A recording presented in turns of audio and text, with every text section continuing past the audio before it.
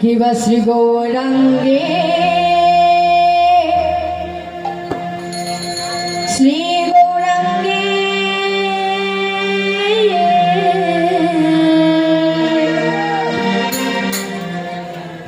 দুটি পদ ও ও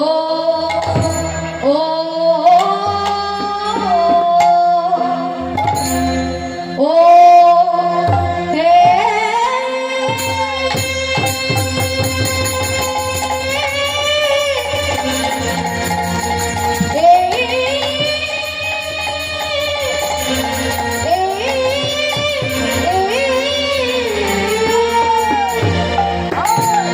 ও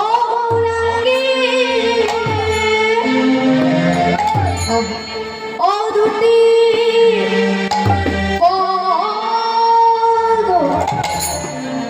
হাজার ধন সম্পদ আহা মরে মরে যাই রে গোরা বলি হারে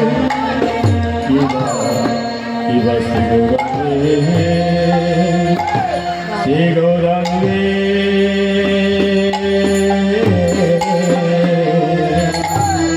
দুটি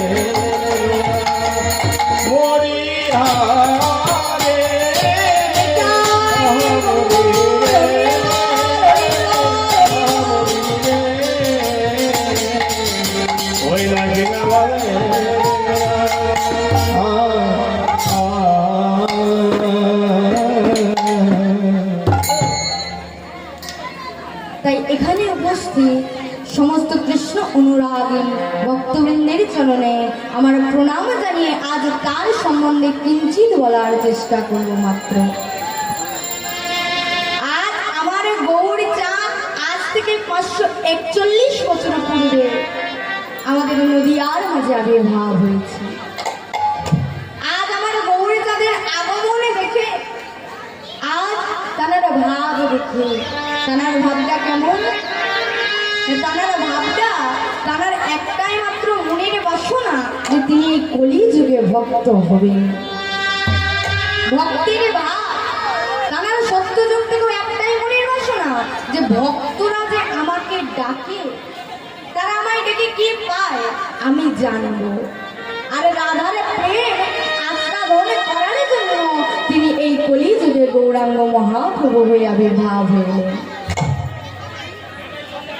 আজ আমার গৌর চাঁদের আগমনে দেখে, আমার গৌর সুন্দরের ভাব দেখে এক পাশে দাঁড়িয়ে আমার বৈষ্ণব মহাজন কলম দিচ্ছেন। আজ গৌরাঙ্গ মহাপ্রভুর আবির্ভাব থেকে নড়িয়াবাসী জয়ধ্বনি দিচ্ছে, আর আমার পদকর্তা এক পাশে দাঁড়িয়ে বলছে, পদকর্তা বলছে কেমন কলি ঘোর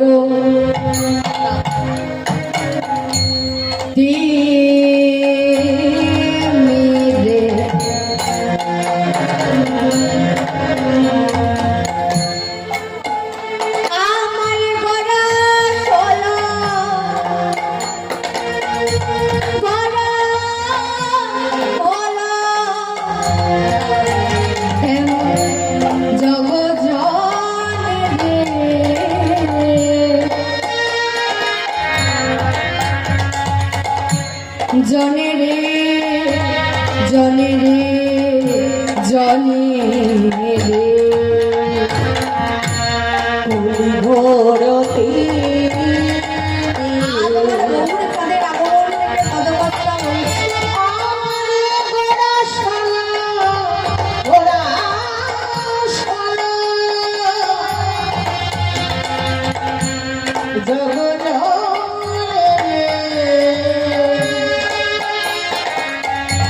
জলে রে জলে রে জলে কলি ঘোরতে নিরে আমার গলা শোনা কেমন জগৎ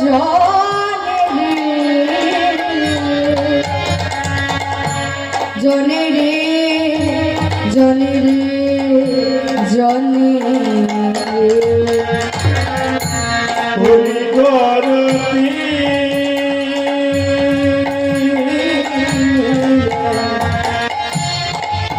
আমার গলা শোনা ঘোড়া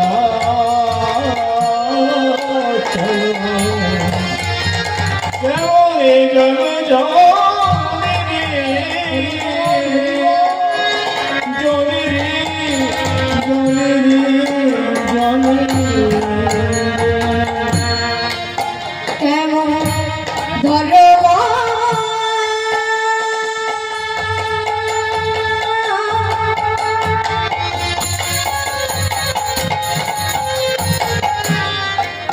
কেমন ধরো করো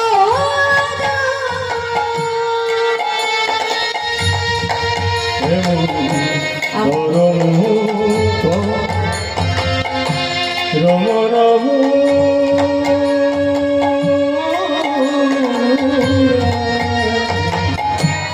ধরো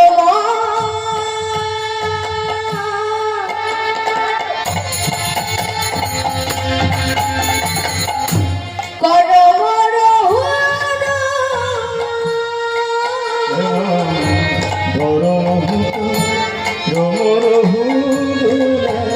বলে ধর্ম কর্ম কিছুই রইল না রে বলে ধর্ম কর্ম কিছুই রইল না রে কেউ হরি না নাম রে কেউ হরি না নাম রে হরি না নাম রে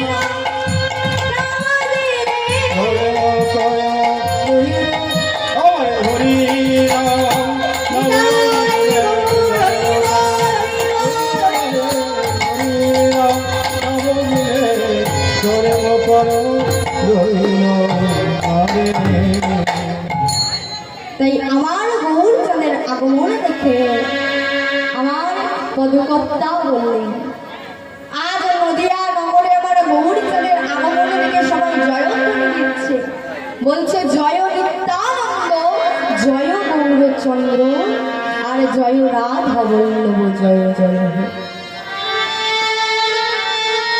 আজ কৃষ্ণদাস কবিরাজ গোস্বামী তার চৈতন্য চরিতামৃত গ্রন্থতে কলম দিলেন প্রণব ভগবলী যোগ সর্বযুগ সার আর হরিনাম সংকীর্তনে যাহাতে প্রচার।